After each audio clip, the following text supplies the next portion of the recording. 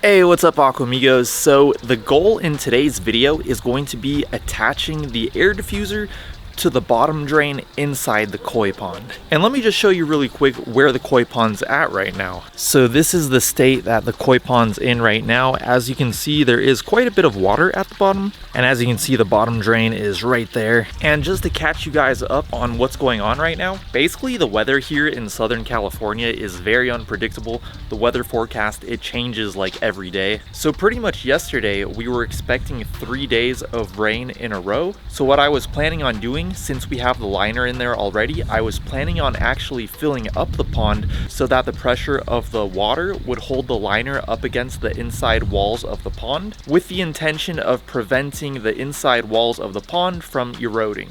So I'll roll a clip right now. I actually started filling up the pond yesterday, and that's why there's quite a bit of water in there. I ended up checking the weather forecast again, and it said we were only going to have rain for 1 day, yesterday. So I decided to stop since it probably wasn't going to rain that much. And what I'm going to have to do right now is drain all that water out. We're going to have to drain the water from inside the bottom drain, and then we'll be able to connect the air diffuser to the check valve in the middle of the bottom drain. So I have my pump out here, and we're going to use it to try to pump out as much water as we can.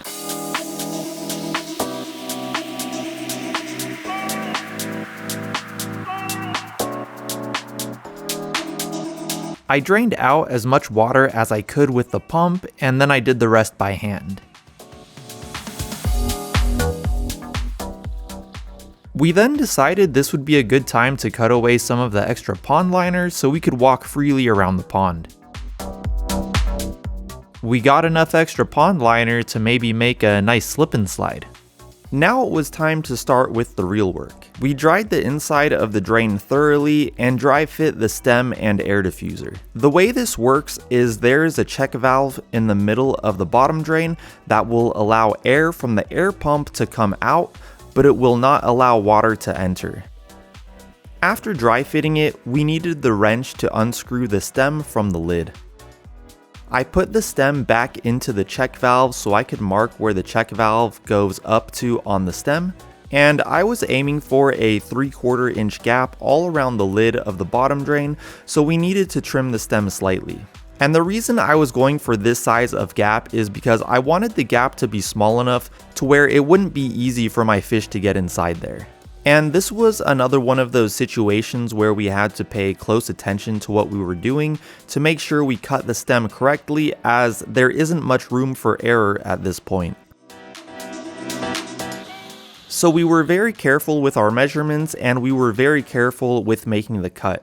By the way, this Schedule 80 PVC is extremely tough. After making the cut, my dad sanded the stem, and look how nice it looks.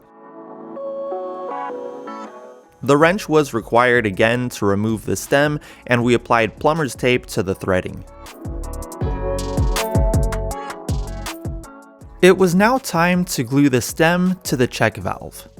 The challenge here is trying not to let any of the primer or glue drip down inside the check valve, because if the valve gets glue around it, it might not be able to open up. My dad applied the primer and glue and did a very clean job. Nothing dripped down into the valve. I then screwed the lid onto the stem and we were finished. Alright guys, so this is where we're at for today. We got the top part of that bottom drain installed, and I think I'm going to leave it there for today. I'm not going to do anything else because I kind of want to give that the glue like, I don't know, 24 hours to dry or so. I know it only takes the instructions recommend only 10 minutes, but I don't want to tighten the top of the bottom drain too much, just in case the glue is still drying. So I think I'm just going to leave it until tomorrow before I put in any water or anything like that. But yeah guys, we've definitely come a long way, and I will be putting water in here probably starting tomorrow. Maybe tomorrow or the next day I'll start putting water in here, just because we are going to have almost a full week of rain. So I definitely want to make sure that I have the walls of the pond protected with the pressure of that water.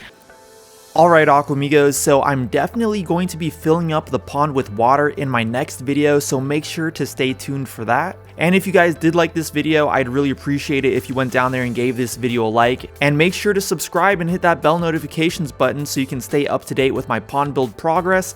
As for today's Aquamigo shout out, I want to shout out the channel My Belizean Adventure. He is a fish YouTuber down in Belize. He has like an outdoor pool pond with cichlids in it. It's really cool. I'll go ahead and put the link to his channel in the description below. And it looks like the weather here in Southern California is going to be pretty good for a while, so we have a lot of work we need to do. Just in case any of you guys are curious, I just wanted to mention really quick that I am still doing my tech reviews. I have a separate channel now for just my review videos. I'll go ahead and put the link to that down in the description below as well. I'm trying to get caught up with a bunch of stuff on that channel as well. So anyways guys, I'll catch you in my next video. Peace!